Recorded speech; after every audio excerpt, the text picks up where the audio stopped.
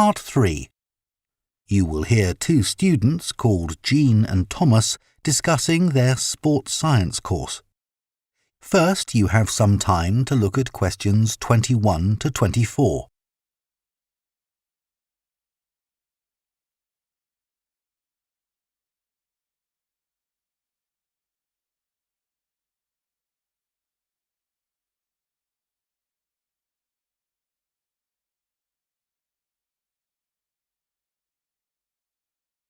Now listen carefully and answer questions 21 to 24. Hi, Thomas. How are you enjoying the course so far? Yeah, I think it's good. Remind me, why did you decide to study sports science? Didn't you want to be a professional athlete when you were at school? Yeah, that was my goal, and all my classmates assumed I would achieve it. They thought I was brilliant. That must have been a nice feeling. I thought I could win anything.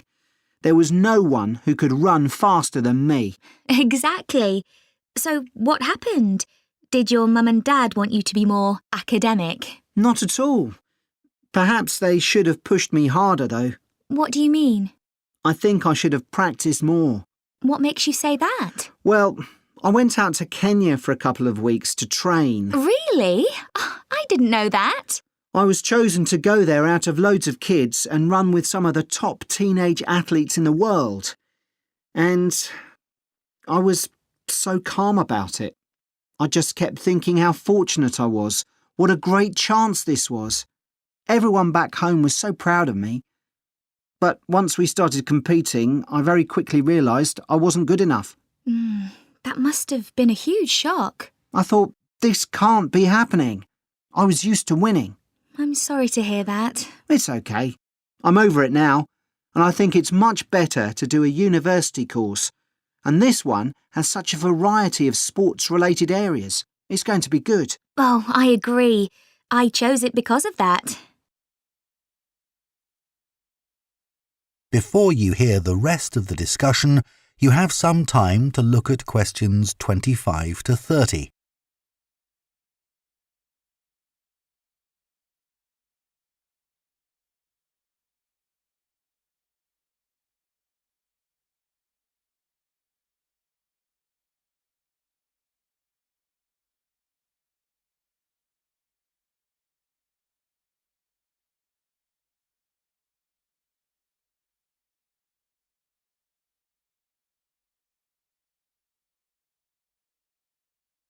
Now listen and answer questions 25 to 30. So, Jian, have you thought of any ideas for the discussion session next week on technology and sport? We have to cover more than one sport, don't we? Yeah. You know, we always think technology is about the future, but we could gather some ideas about past developments in sport. Look at early types of equipment, perhaps. I remember reading something about table tennis bats once, how they ended up being covered with pimpled rubber. 'Cause they were just wooden at first, I'd imagine. Yeah. In about the 1920s, a factory was making rolls of the rubber in bulk for something like horse harnesses. Really? Yeah, and someone realised that it would make a perfect covering for the wooden bats. So, what about cricket? That's had a few innovative changes. Maybe the pads they wear on their legs?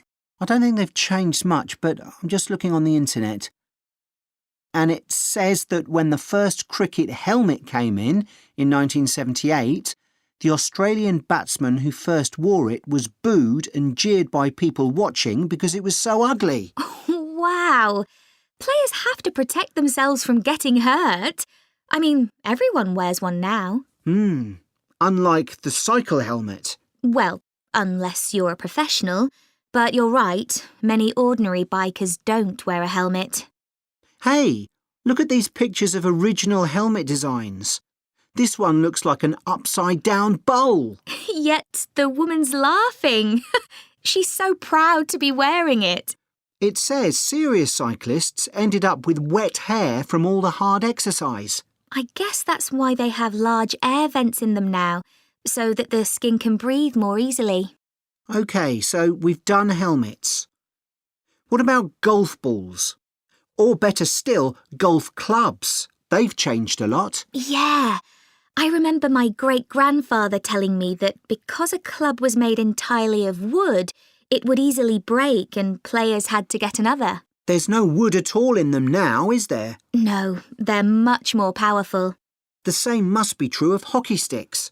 I don't think so, because players still use wooden sticks today. What it does say here, though, is that when the game started, you had to produce a stick yourself. I guess they just weren't being manufactured. So, one more perhaps? What about football? Well, I know the first balls were made of animal skin. Yeah, they covered them with pieces of leather that were stitched together. But the balls let in water when it rained. Oh, that would have made them much heavier. That's right. You can imagine the damage to players' necks when the ball was headed. Oh, how painful that must have been. Yeah.